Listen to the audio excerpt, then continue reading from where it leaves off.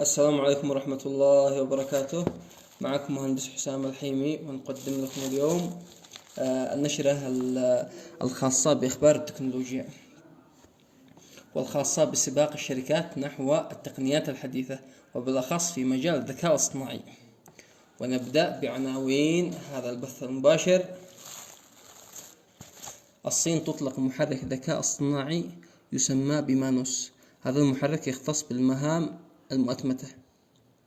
2. OpenAI تطلق ميزة جديدة تسمى كمبيوتر يوز، وهي على نطاق بيتا. 3. ميتا تطلق المساعد الذكي الناطق باللغة العربية. 4. هجوم سبراني ضخم على منصة إكس أوقفها عن العمل. 5. علي بابا تطلق نموذجا جديدا يدعى R1 أومني. 6.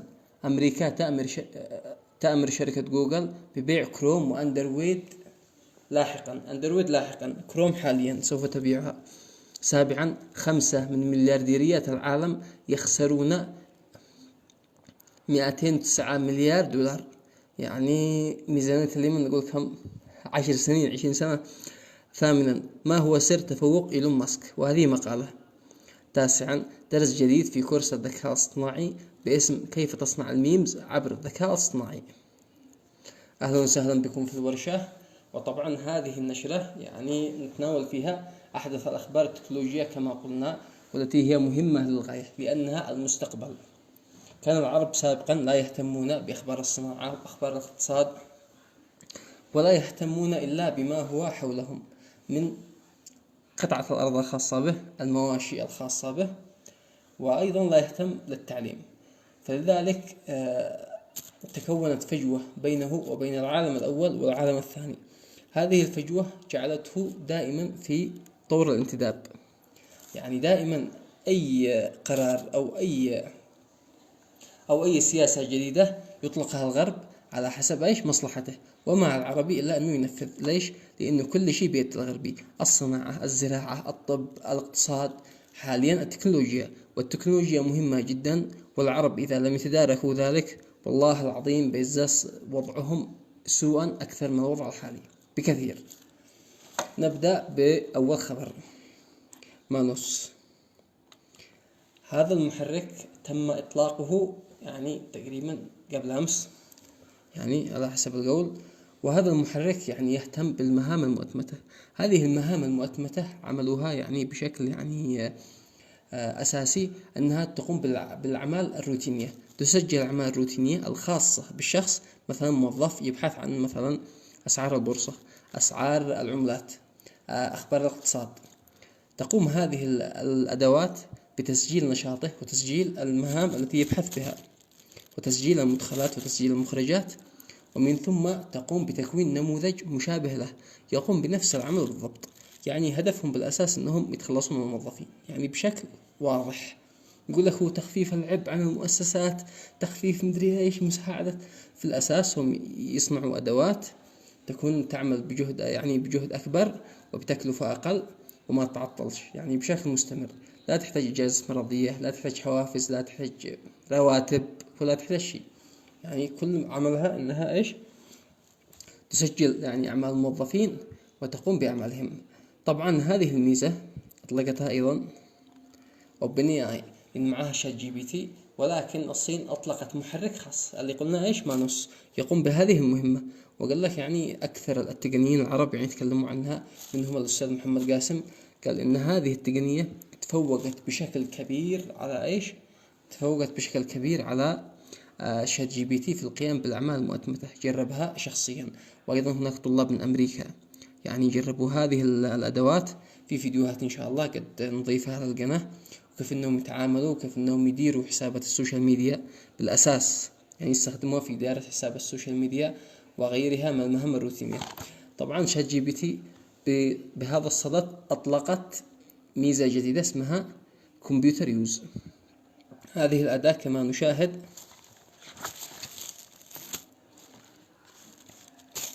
تقوم بالتالي. شوف، هذه الأداة تتيح للمبرمجين أتمتة المهام على أجهزة الكمبيوتر عبر النموذج 4o الذي هو GPT 4o الخاص بشات GPT. وهذه الأداة تعمل عبر تحليل الأداء المستمر. والكتابة كالتالي: يقوم النموذج بتسجيل نشاط المستخدم مثل نقرات على المواقع، عمليات البحث والكتابة، وملء النماذج، مثلا تسجيل الدخول في مواقع، ملء نماذج معينة، القيام بعملية حسابية. تمام. ثم تأخذ لقطة شاشة لرؤية التغيرات التي حدثت في النشاط. يعني نسجل حركات المستخدم وناخذ لقطة شاشة عشان نحلل الأثر الذي حصل. شفتم كيف؟ يعني كأنهم يراقبوا أول حاجة الأداء الخاص بالمستخدم، ويشوف النتائج التي قام بها عشان يفعلوا روابط إجراء عمليات البحث. وكما قلنا أن هذه الأشياء يعني بشكل عام الأدوات هدفها أنها تتخلص من الموظفين الروتينيين وتشكل موديلات خاصة من موديلات الذكاء الاصطناعي.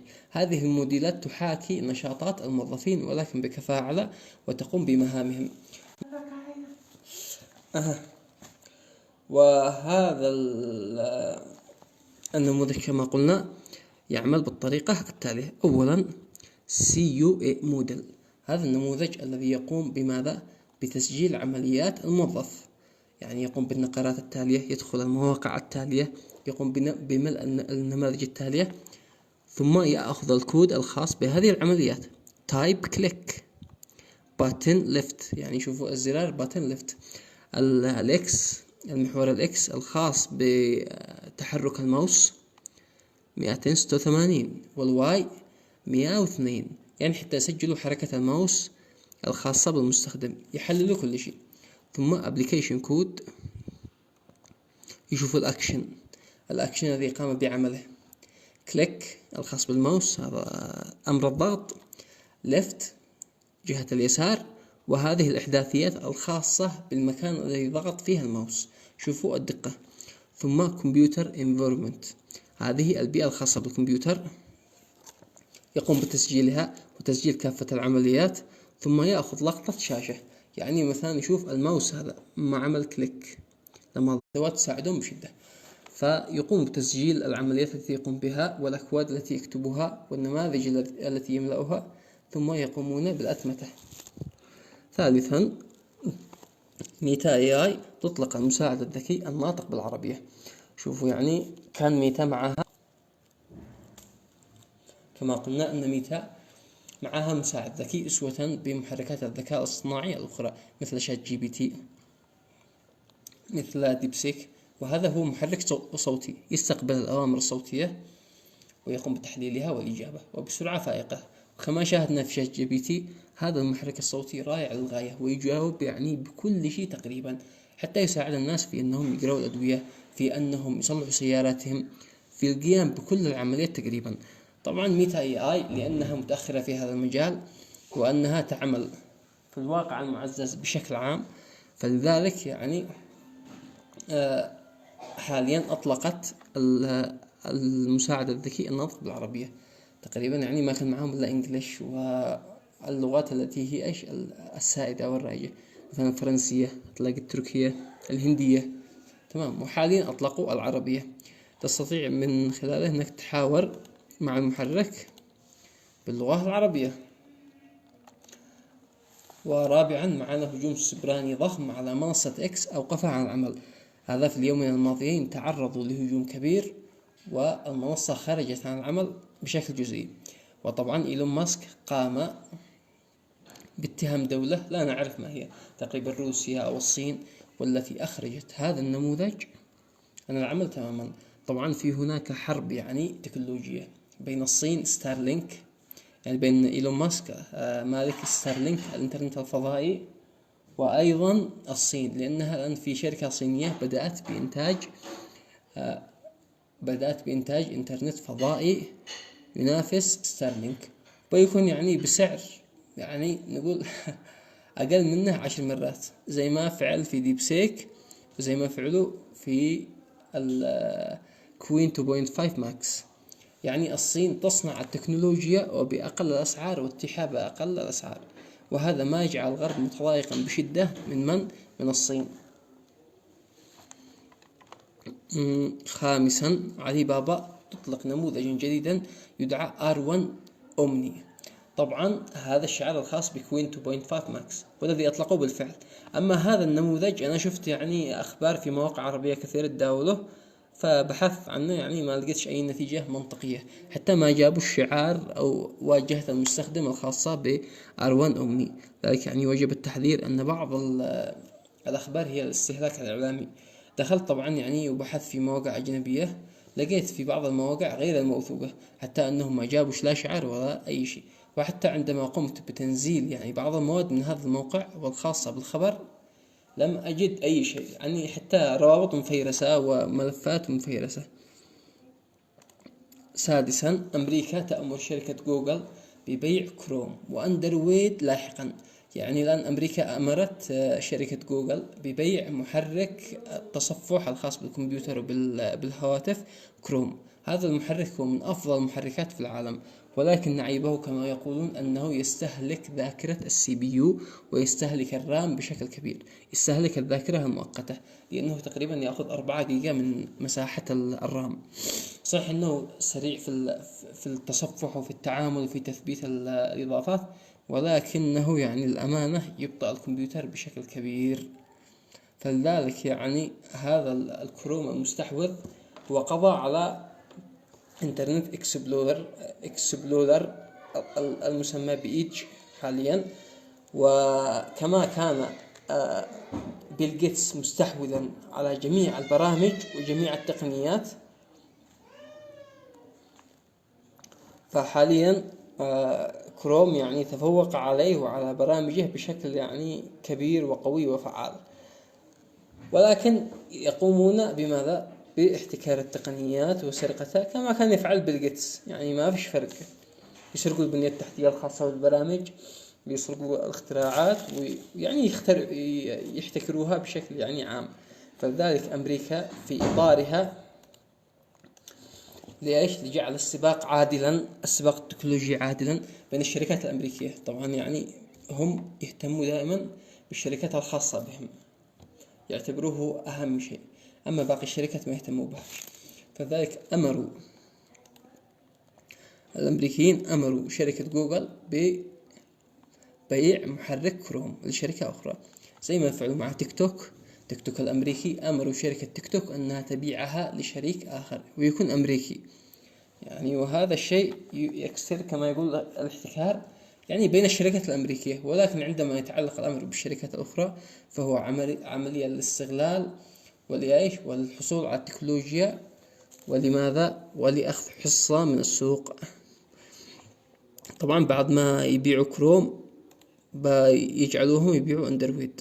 طبعا هذه ضربة كبيرة جدا لجوجل، لأن اندرويد تقريبا يستخدمه 5 مليار شخص حول العالم. شوف كم هواتف ذكية تعمل بالاندرويد، وكم برامج تبتاع، وكم بنية تحتية، وكم بيانات تبتاع وتشتري، وكم إعلانات، وكم فلذلك يعني عندما يتم بيع اندرويد خصوصا ستكون هذه ضربة قاضية لجوجل. طبعا الآن أمريكا يعني الشركات الخاصة بهم الحكومة تحقق أيضا مع مايكروسوفت بشأن نفس قضايا احتكار. وبيل جيتس كمان نعرف أن له تاريخا طويلا في هذا الشيء، سرق محركات بحث، سرق متصفحات انترنت، برامج تشغيل PDF، برامج تشغيل وورد، غيرها يعني الكثير. بيل جيتس يعني ما في زي ما هو، هامور للغاية. ننتقل الآن إلى سابع خبر، لكن نشرب ما قبله.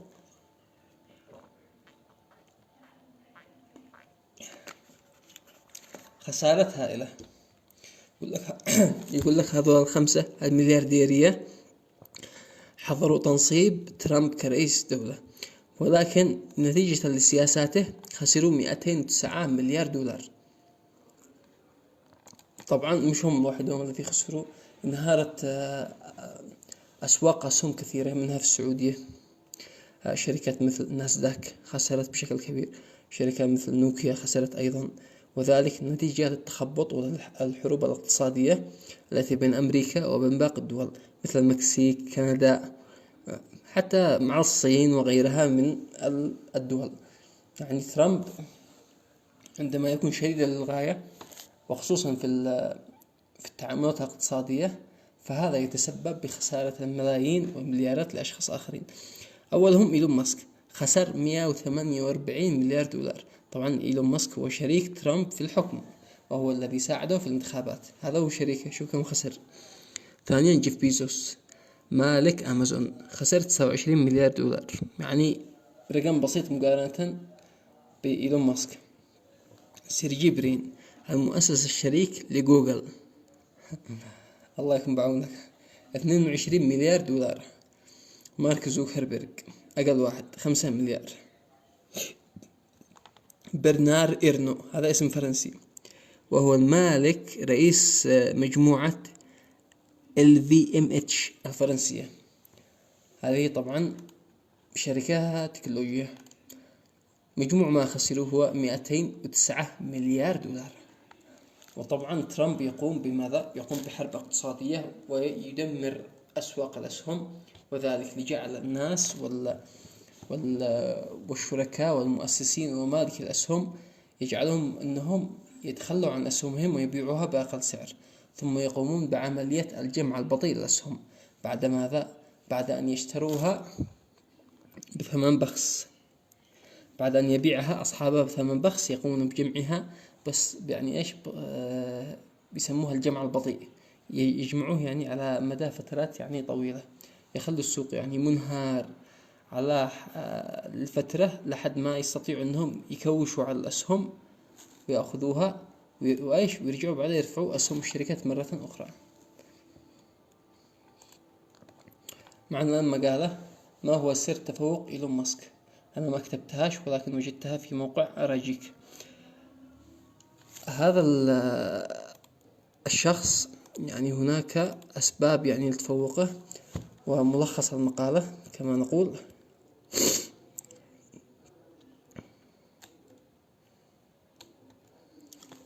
لك إيلون ماسك لم يخترع السيارات الكهربائية، ولم يكن المؤسس الأصلي لشركة تسلا، بل أنه طرد إحدى المؤسسين لهذه الشركة، استثمر فيها بقوة وأزاح أحد المؤسسين، وأصبح الوجه البارز لها، يعني الوجه الإعلامي الخاص بها. وأيضا الأمر ينطبق على سبيس إكس، فلم يكن له هو المهندس الذي ابتكر تقنيتها، هو أصلا ليس مهندسا، هو خريج تقريبا علوم، يعني درس فيزياء ودرس تحليل بيانات أو شيء من هذه الأشياء، يعني ما هو زي ما نقول إنه درس يعني دراسات كبيرة أو إنه البروفيسور أو العبقري، لا. وأيضا يعني كان والده له فضل كبير عليه، حيث أنه يملك منجما للأحجار الثمينة، الأحجار الكريمة. لم يكن عبقريا علميا، لكن رأينا أبحاثه في الفيزياء، يعني ما كان عنده أبحاث بسيطة، درس تقريبا أخذ الماجستير في الفيزياء، تمام. ولكنه كما يقولون رائد أعمال، يعني يأخذ العباقرة ويستثمر فيهم ويشغلهم، يشغلهم لصالحه ويعطيهم أكيد، لأن ما فيش أحد بالعالم إنه بيشتغل لك بلاش، هذا في عالم الخيال العلمي هذا، تمام. يقول لك السر ليس في معدل الذكاء بل في الجرأة، فإيلون ماسك ليس مجرد عبقري، لكنه رائد أعمال ذو رؤية عظيمة، يعني كما يقولون إنه شجاع.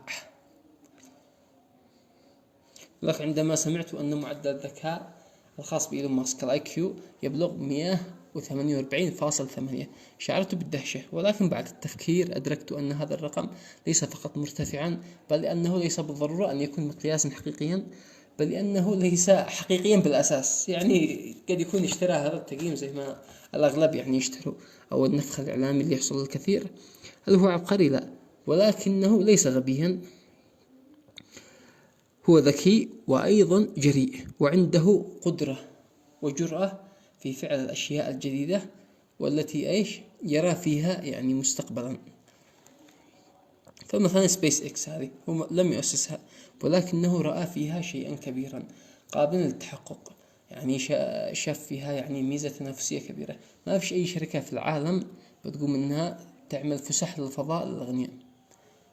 وطبعا الاستثمار في هذا الشيء يعني مخاطرة، إنه مش عارف كيف السوق، مش عارف كيف الناس يفكروا، غير الفلوس اللي بيصرفها بشكل كبير على الدعاية تجعل الناس يتقبلوا هذا الشيء. وخصوصا يعني رجال الأعمال والتجار الذي ايش بيخاطروا بأنفسهم على أنهم يسافروا الفضاء.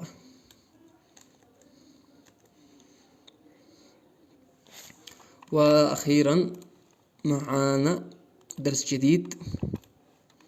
الدرس الجديد هو صناعة الميمز عبر الذكاء الاصطناعي، وبالأخص عبر شات جي بي تي. عملنا درس جديد إن شاء الله، وإلى حين موعد إطلاقه يعني في الوقت المحدد انتظروا معنا الدرس، إنه بيكون درس مفيد للغاية، ودرس يعني قصير وحلو هكذا، يعني يعلمك كيف تجني المال من الميمز، وكيف إنك تأخذ الفكرة وتأخذ القالب، ويعني بشكل عملي بتشوفه وبتستفيد جدا، لأن هذا الميمز يعني تجارة كبيرة. لو تلاحظوا يعني أغلب الحسابات يعني اللي تظهر لك في التايم لاين إيش حسابات ميمز، وحسابات يعني رائعة، وتعبر عن الفكرة بطريقة يعني مفيدة ومختصرة يعني نوعا ما. فلذلك يعني انتظروا الدرس. وخبر أخير أنه عدنا نشر كورس الذكاء الاصطناعي على يوديمي بعد تحديثه، وأي شخص يعني يدخل له الآن بيلاقيه مع الدروس المحدثة وبيشوفه يعني بطريقة أفضل، وإن شاء الله دائما نتقدم ونعطيكم دروس أفضل، ونعطيكم يعني العلم أولا بأول بإذن الله، ونواكب يعني التطور الحاصل في العالم، لأنه إذا ما واكبناش والله العظيم يا جماعة بتكون يعني حياتنا تعيسة للغاية، أقسم بالله العظيم. يعني مثلا دولة، نقول مثلا زي الدول العربية، الآن مصر تدخل الذكاء الاصطناعي ولو حتى مش ضمن السياق، تدخله في المسلسلات، في البرامج، في كذا. تجيب أي ممثل يقول فعلت هذا عبر الذكاء الاصطناعي، ولو أنه الكلام هذا مش منطقي أو شيء، بس عشان يهيئوا الناس أنهم يتقبلوا الذكاء الاصطناعي ويشتغلوا فيه ويستثمروا فيه أكثر، على أساس أنه لو استثمرت فيه من البداية بتكون لك الأفضلية، وبتكون لك الفرص، وبيكون لك السوق مفتوح، بيكون لك كل شيء جاهز. أنت إذا ما واكبتش والله العظيم بتتنسي يا جماعة. افهموا يا جماعة، خلاص يعني دائما نوعيكم، نقول لكم ضروري انكم تتعلموا، ضروري انكم تواكبوا المستقبل. الآن مثلا ليش يعتبروا اليمن يعني دولة خارج التاريخ؟ لأن احنا فعلا خارج التاريخ، لا معانا منظومات زي الناس، لا معانا تطبيقات زي الناس، لا معانا بنية تحتية زي الناس، ولا معانا شيء. ذلك ان احنا ايش لا نفكر، يعني لا نفكر حتى ان احنا فيما حولنا، لا نفكر يعني اليمني بشكل عام ما يفكرش حتى انه يرفع راسه ويشوف ما يفعله الاخرين، يعني نفس الجمود ونفس الرتابة هذه الموجودة. فلذلك يعني ضروري انكم تتعلموا، وانكم تواكبوا المستقبل. يعني الزمن هو يتغير، الزمن لا يظل على حاله ابدا. شوفوا كم تغير الزمن من الثمانينات الى الان، جيل الثمانينات، جيل التسعينات، جيل الالفينات الذي اصبح مختلفا تماما عن ما نعرفه من قبل. ولما يجي جيل ثاني الذي هو ايش جيل الذكاء الاصطناعي. انا شفت لكم كرتون على ام بي سي 3 تقريبا، وهو منصور في عهد الذكاء الاصطناعي. يعني تخيلوا انهم يهيئوا الدول من حولنا، ما اقول لكمش مثلا في الغرب او في امريكا او في الفضاء الخارجي، دول جنبنا يعني جارة لنا، تعلم ابنائها الذكاء الاصطناعي وتدخل هذه التقنيات وتشتغل على قدم وساق انها ايش تعلم ابنائها هذه التقنيات. ليش؟ لانها مفيدة جدا، بترفع من شأن الدولة وبترفع من شأن الفرد نفسه بشكل كبير. تخيلوا مثلا ان الصين يعني في خبر يعني قبل يومين تضيف مناهج الذكاء الاصطناعي لطلاب الابتدائية وطلاب الاعدادية، تخيلوا. واحنا عندنا جامعي ما يعرف يستخدم الكمبيوتر، والله ما يعرف يستخدم الكمبيوتر، جامعي تلاقيه ما عندش نتكلم أكثر، لا يعرف يستخدم الكمبيوتر، لا يعرف يكتب إنجليزي بطريقة صحيحة، ولا يعرف إنه يبحث بطريقة صحيحة. بالله عليكم يعني كيف بتأهلوا بتصارعوا العالم بما حولكم وأنتم حتى ما تعرفوا تستخدموا التقنيات المتاحة للجميع والتي من السهل استخدامها، تم تصميمها لكي يستخدمها الناس بسهولة. يعني تخيلوا أن هذه التقنيات أي برنامج قدامك، باوربوينت، إكسل، متصفح انترنت اكسبلورر، افتر افكت، فوتوشوب، يعني البرامج البسيطة هذه تم تصميمها بعناية عشان تكون ديناميكية والشخص العادي البسيط يقدر يستخدمها. وإحنا عندنا الخريج والجامعي والدكتور في الجامعة والبروفيسور مش عارف حتى يستخدم التقنية هذه. والله يا جماعة إحنا يعني المهم نستودعكم الله الذي لا تضيع ودائعه. معكم مهندس حسام الحيمي، وسردنا لكم اليوم آخر الأخبار التكنولوجية الخاصة بالذكاء الاصطناعي وصراع الشركات التقنية. نراكم في أمان الله، ولا تنسوا الذكاء الاصطناعي مهم جدا. كورس الذكاء الاصطناعي عليه تخفيض خاص لأول 20 طالب، يعني بيستفيد وبيدرس. في هناك لا تكونوا تنسوا المسابقات، لأنه المسابقات بتحصلوا فيها مقاعد مجانية، واستثمروا الفرص وحاولوا تؤهلوا من أنفسكم، لأنه بيكون عندك اليوم فرصة، غدا ما بيكونش عندك فرصة. عندك اليوم طاقة تقدر إنك تشتغل في مجال، تقدر إنك تتعلم. في يوم ثاني والله ما تقدر تفعل حاجة، خصوصا إذا تزوجت وكان معك أبناء، وكان عندك يعني عمل مرهق أو عمل يعني روتيني ممل من الصبح لليل، ما تقدرش تتعلم، ما تقدرش تفعل شيء. استغل وقت فراغك فيما ينفعك. نراكم في أمان الله.